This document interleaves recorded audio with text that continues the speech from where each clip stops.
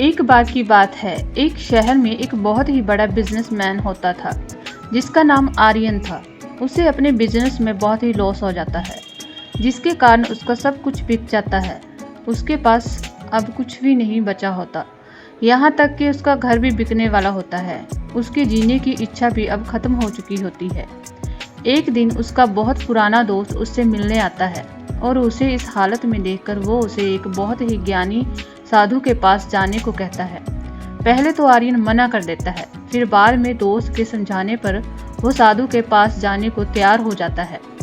साधु उसके दोस्त के एक छोटे से गांव में रहा करते थे।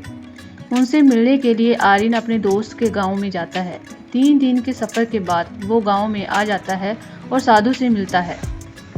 साधु उसे देखकर उससे उसकी परेशानी का कारण पूछते हैं।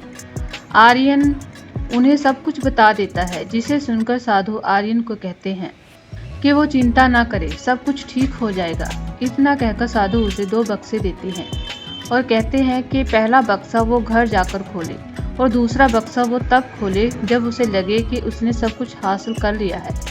आर्यन बिल्कुल ऐसा ही करता है। वो घर जाकर पहला बक्सा खोलता है, जिसमें उसे एक चिट्ठी मिलती है। उसमें लिखा होता है, बुरा समय है, बीत जाएगा। इसके बाद आर्यन खूब मेहनत करता है। 10 वर्षों बाद वो फिर से सब कुछ हासिल कर लेता है और शहर का सबसे बड़ा बिजनेसमैन बन जाता है।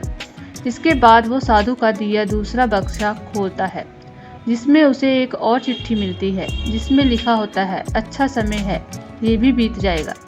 इस कहानी से हमें ये सीख मिलती है कि समय चाहे जैसा भी हो, अच्छा हो या बुरा, एक दिन वो बीत ही जाता है। इसलिए हमें कभी हार नहीं माननी चाहिए।